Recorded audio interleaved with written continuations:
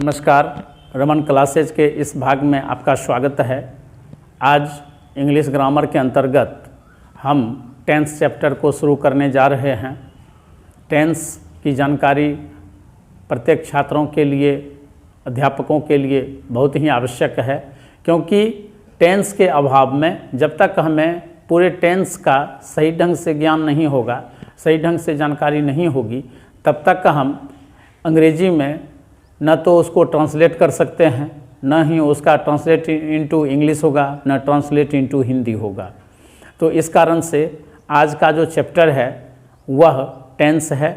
तो सबसे पहला चीज़ हम बता दें कि किसी भी सेंटेंस को हम टेंस नहीं कर सकते हैं। टेंस कहलाने के लिए ज़रूरी है कि जिस सेंटेंस को हम टेंस कह रहे हैं उस सेंटेंस में मेन वर्ब का होना बहुत ही ज़रूरी है। जब तक मेन वर्ब नहीं आएंगे तब तक वह टेंस नहीं कहलाएगा। इसलिए वर्ब की जानकारी आवश्यक है। और हमने पिछले जितने भी वीडियोस बनाए हैं उसमें आउट ऑफ टेंस से संबंधित ट्रांसलेशन बताया।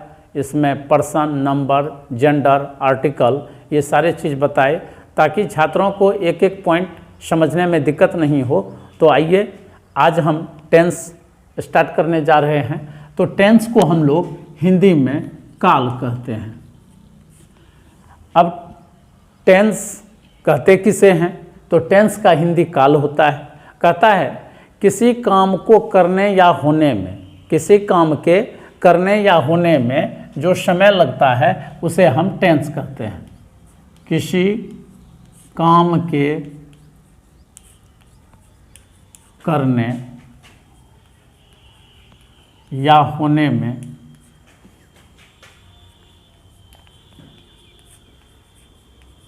जो समय लगता है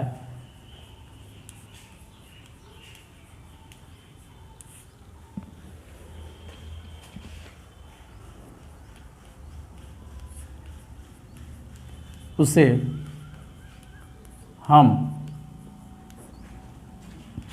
टेंस कहते हैं। टेंस कहलाने के लिए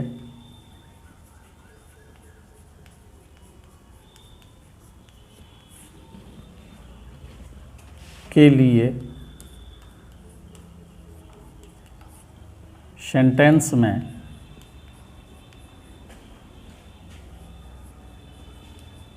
मेन वर्ब का होना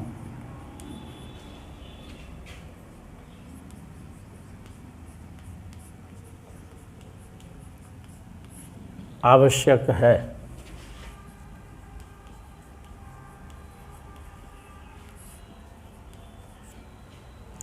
अब है काइंड्स ऑफ टेंस।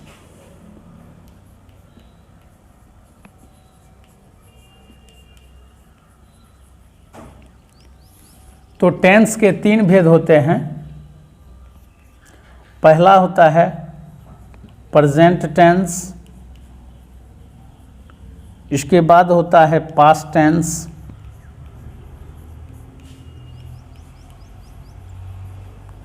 इसके बाद होता है फ्यूचर टेंस।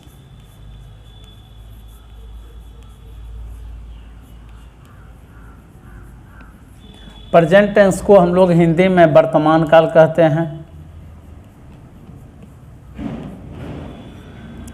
पास्ट टेंस को हिंदी में हम लोग भूतकाल कहते हैं और फ्यूचर टेंस को भविष्यत काल कहते हैं।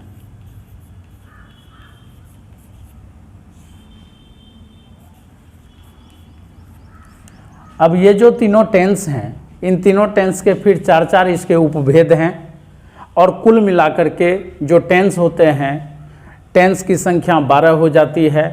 प्रत्येक टेंस के 4-4 भेद को मिला करके तो मेनली हम लोग उसी जो 12 भेद हैं, जो उपभेद हैं टेंस के, उसी 12 उपभेद के नियमानुसार हम लोग ट्रांसलेशन बनाते हैं। और कॉमन रूप में जैसे प्रेजेंट टेंस है तो प्रेजेंट टेंस के 4 भेद होते हैं। Simple present tense, present imperfect tense, present perfect tense, present perfect continuous tense.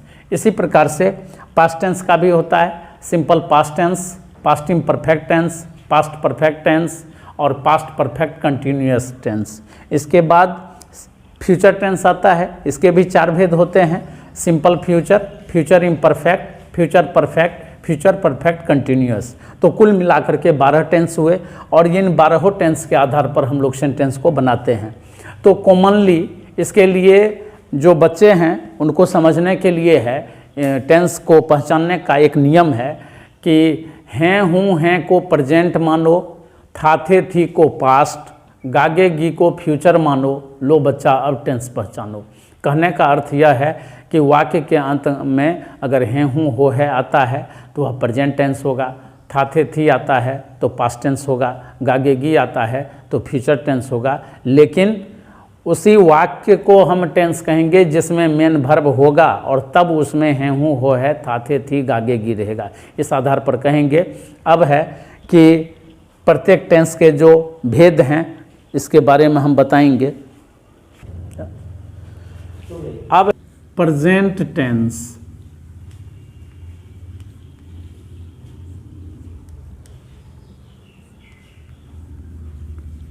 Present tense को हम लोग वर्तमान काल कहते हैं। इसके 4 भेद होते हैं। पहला है सिंपल प्रेजेंट टेंस,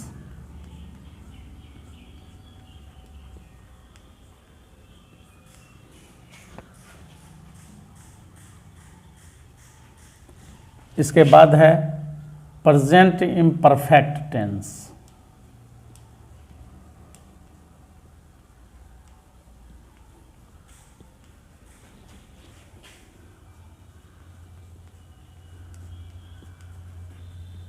इसके बाद है present perfect tense,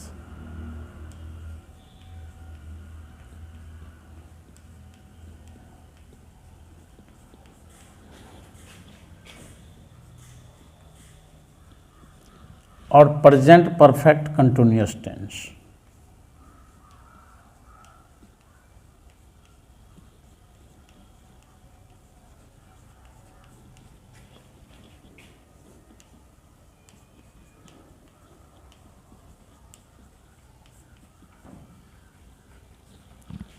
simple present tense को हम हिंदी में सामान्य वर्तमान काल कहते हैं।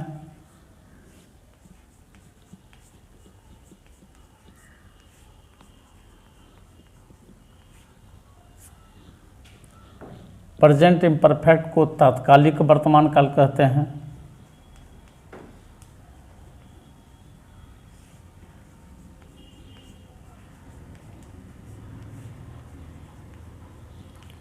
प्रेजेंट परफेक्ट को पूर्ण वर्तमान काल कहते हैं।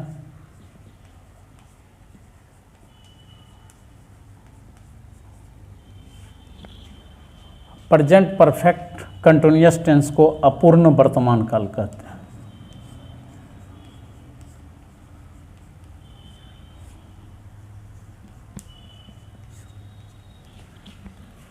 तो इस प्रकार से प्रेजेंट टेंस के 4 भेद हो गए। Simple present tense, present imperfect tense, present perfect, present perfect continuous. Simple present tense का होगा सामान्य वर्तमान काल, प्रेजेंट इम्परफेक्ट का होगा तात्कालिक वर्तमान काल, प्रेजेंट परफेक्ट का पूर्ण वर्तमान काल, प्रेजेंट परफेक्ट कंटिन्यूअस का अपूर्ण वर्तमान काल। इसी प्रकार से यदि हमको पास्ट टेंस को लिखने का होगा तो हम प्रेजेंट के स्थान पर पास्ट लिख देंगे और इसी प्रकार से लिख देंगे, और वर्तमान के स्थान पर भूत लिख देंगे तो वह पास्ट टेंस का हो जाएगा सब भेद। इसी प्रकार से फ्यूचर टेंस का अगर लिखना है तो हम प्रेजेंट के स्थान पर फ्यूचर लिख देंगे और यहाँ पर वर्तमान के स्थान पर भविष्यत लिख देंगे। इस प्रकार से फ्यूचर टेंस का भी हम बना सकते हैं, ऐसे हम बता ही चुके हैं।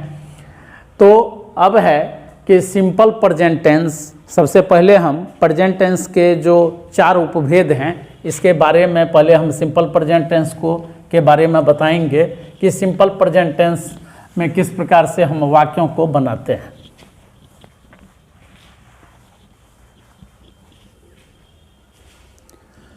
तो सबसे पहले बता दें, पहला आता है सिंपल प्रेजेंट टेंस।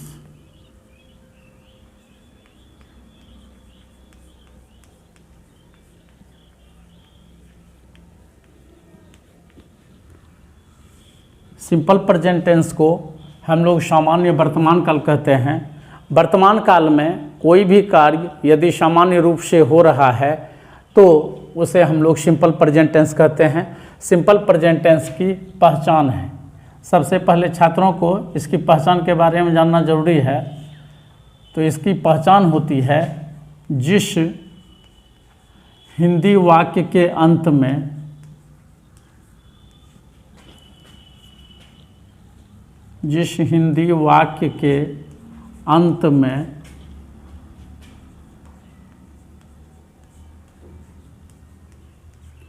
मुख्य क्रिया के बाद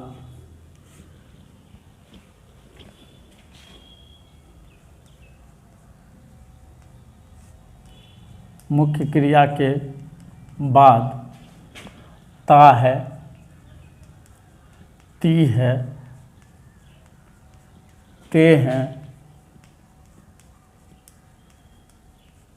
ते हो, ती हूँ,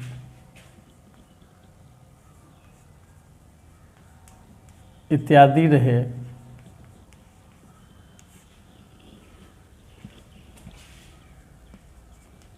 उसे सिंपल प्रेजेंट टेंस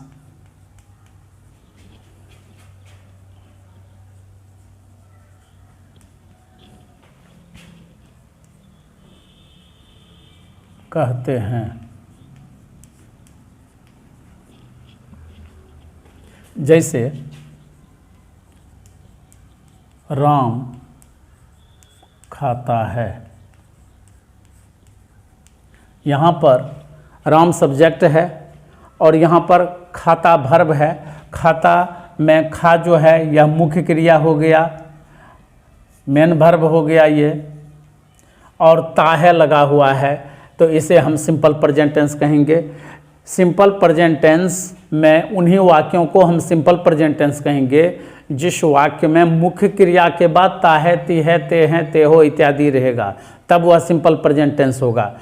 ऐसे यदि किसी वाक्य से किसी वस्तु या व्यक्ति के गुण या अवस्था का बोध होता है और उसमें ता है, ती है लगा हुआ रहेगा, उसे हम सिंपल प्रेजेंट टेंस नहीं कह सकते हैं। जैसे दूध उजला होता है, गाय सीधी होती है, बच्चे नटखट होते हैं, इस तरह के जो सेंटेंस हैं, इस तरह के सेंटेंस को हम सिंपल प्रेजेंट टेंस नहीं कह सकते हैं, क्योंकि इस सेंटेंस में मेन वर्ब नहीं है। तो जिस वाक्य में मेन वर्ब रहेगा यानी मुख्य क्रिया रहेगी और तब अंत में ता है, ती है, ते हैं इत्यादि रहेगा, तब उसे हम सिंपल प्रेजेंट टेंस कहते हैं। तो जो सिंपल प्रेजेंट टेंस होता है वह हमारा जो सामान्य आदत है, जो हम काम वर्तमान समय में करते हैं, इसके लिए इसका प्रयोग होता है, आदत के लिए, प्रत्येक दिन के कार्य के लिए। तो सबसे पहला चीज़ है कि अब हम जब भी ट्रांसलेशन बनाते हैं तो हमने पहले भी बताया था कि वाक्य में सबसे पहले हम सब्जेक्ट को लिखते हैं, इसके बाद वर्ब का अंग्रेजी लिखेंगे, फिर ऑब्जेक्ट का अंग्रेजी लिखेंगे। इस प्रकार से ट्रांसलेशन होता है किसी भी सेंटेंस में। तो जो सिंपल प्रेजेंट टेंस है, सिंपल प्रेजेंट टेंस का अब पहला जो स्ट्रक्चर है वह है subject plus verb plus S या ई एस प्लस ऑब्जेक्ट। पहला सब्जेक्ट है, तब वर्ब है, इसके बाद एस या ई एस है, इसके बाद ऑब्जेक्ट है। जैसे अब सेंटेंस है राम आम खाता है, राम आम खाता है। ट्रांसलेशन बनाने के लिए यह जरूरी है कि हिंदी के वाक्य में सब्जेक्ट कौन है, वर्ब कौन है, ऑब्जेक्ट कौन है। तो एक बार फिर से हम बता दें कि वाक्य में जो कर्ता होता है वह हमेशा प्रथम में आता है, आरंभ में रहता है। तो जो काम करे उसे हम सब्जेक्ट कहते हैं, और जिस शब्द से किसी काम के करने या होने का बोध उसे वर्ब कहते हैं, और क्रिया का फल जिस पर पड़े उसे ऑब्जेक्ट कहते हैं। जैसे आप सेंटेंस को देख रहे हैं ब्लैक बोर्ड पर, तो राम, इसमें आम खाने वाला राम है, तो राम सब्जेक्ट हो गया। इसके बाद वर्ब खाना है, यानी खाना क्रिया हो गई, तो यहाँ पर ये है। इसके बाद किस चीज़ को खा रहा है, तो आम को खा रहा है, तो आम ऑब्जेक्ट हो गया। तो जब हम ट्रांसलेशन बनाएंगे तो यहाँ पर पहले सब्जेक्ट है, तो सब्जेक्ट राम है, तो पहले लिखेंगे राम। इसके बाद अब भर्ब है, भर्ब खाना है, तो खाना का अंग्रेजी लिखेंगे ईट। अब यहाँ पर सबसे पहला चीज़ हमें यह देखना है कि सब्जेक्ट किस पर्सन में है। यदि वाक्य का कर्ता यानी सब्जेक्ट थर्ड पर्सन के सिंगुलर नंबर में हो, यानी he, she, it, Ram, boy, girl and any names, ये सभी थर्ड पर्सन के सिंगुलर नंबर हैं। तो यदि कर्ता थर्ड पर्सन के सिंगुलर नंबर में हो तो हम भर्ब के अंत में एस या ई एस लगाते हैं। बाकी सब्जेक्ट के भर्ब के साथ एस या ई एस नहीं लगता है। इसके बाद अब ऑब्जेक्ट है, तो ऑब्जेक्ट आम है, तो आम काउंटेबल नाउन है, इसलिए यहाँ पर ये मैंगो लग गया। और ये मैंगो जो है यह सिंगुलर नंबर में है, काउंटेबल नाउन भी है और सिंगुलर नंबर में है, इसलिए यहाँ पर हो जाएगा राम ईट से मैंगो। इसी जगह पे यदि रहता कि मैं आम खाता हूँ, मैं आम खाता हूँ, तो यहाँ पर हो जाता सब्जेक्ट मैं हुआ तो आई हो गया। इसके बाद भर्ब क्या है, खाना, तो ईट हो गया। इसमें एस या आई एस नहीं लगेगा क्योंकि ये थर्ड पर्सन का सिंगुलर नंबर नहीं है। ईट ए मैंगो। इस प्रकार से हम ट्रांसलेशन बनाते हैं और सिंपल प्रेजेंट टेंस में हम भूल से भी इज एम आर का प्रयोग नहीं करेंगे। अगर हम इज एम आर का प्रयोग करते हैं यानी सहायक क्रिया का प्रयोग करते हैं तो यह ट्रांसलेशन पूरा गलत हो जाएगा, क्योंकि सिंपल प्रेजेंट टेंस में इज एम आर का प्रयोग नहीं होता है, यानी सहायक क्रिया का अंग्रेजी नहीं होता है। तो थर्ड पर्सन के सिंगुलर नंबर में करता रहेगा तो भर्ब में एस आई एस लगाएंगे, यदि नहीं रहेगा तो हम एस आई एस नहीं लगाएंगे, सीधे भर्ब के रूप को लिख देंगे।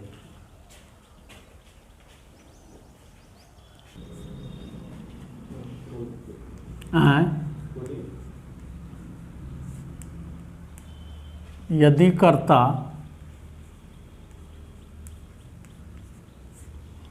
यानी सब्जेक्ट थर्ड पर्सन के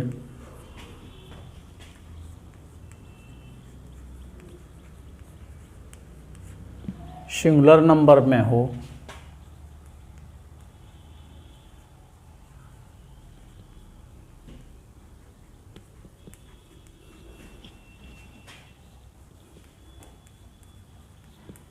तो भर्ब के अंत में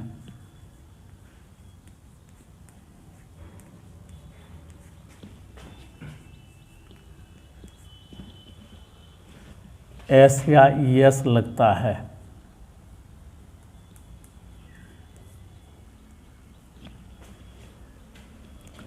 इस टेंस में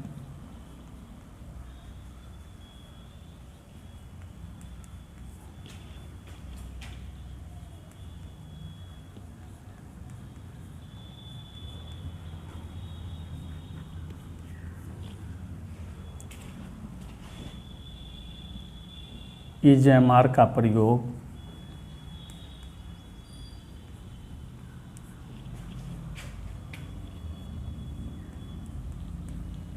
नहीं होगा।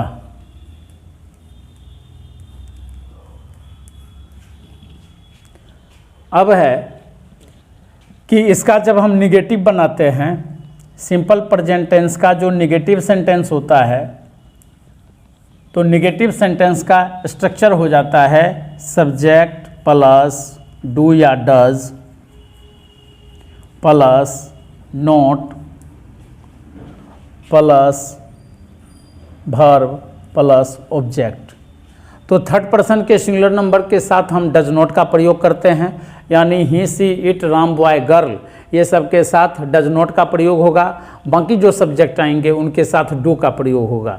सब्जेक्ट के बाद हम डू या डज का प्रयोग करेंगे, तब नोट लगाएंगे, तब वर्ब होगा, तब ऑब्जेक्ट होगा। और जब डू नोट या डज नोट होता है तब वर्ब में एस या आई एस नहीं लगता है। जैसे वह गीत नहीं गाता है, वह गीत नहीं गाता है। अब यहाँ पर है सब्जेक्ट वह है, तो पहले ही लिखे, इसके बाद ये ही थर्ड पर्सन का सिंगुलर नंबर है तो डज नॉट हो जाएगा।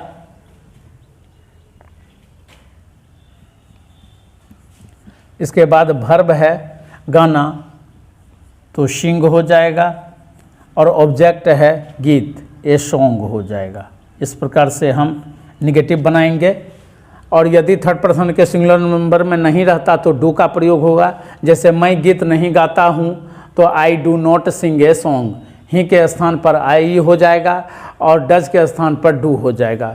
तो डू नॉट डज नॉट के बाद हम वर्ब के पहले रूप का प्रयोग करते हैं। इसी प्रकार से जब हम इंट्रोगेटिव सेंटेंस बनाएंगे तो इंट्रोगेटिव सेंटेंस का स्ट्रक्चर हो जाएगा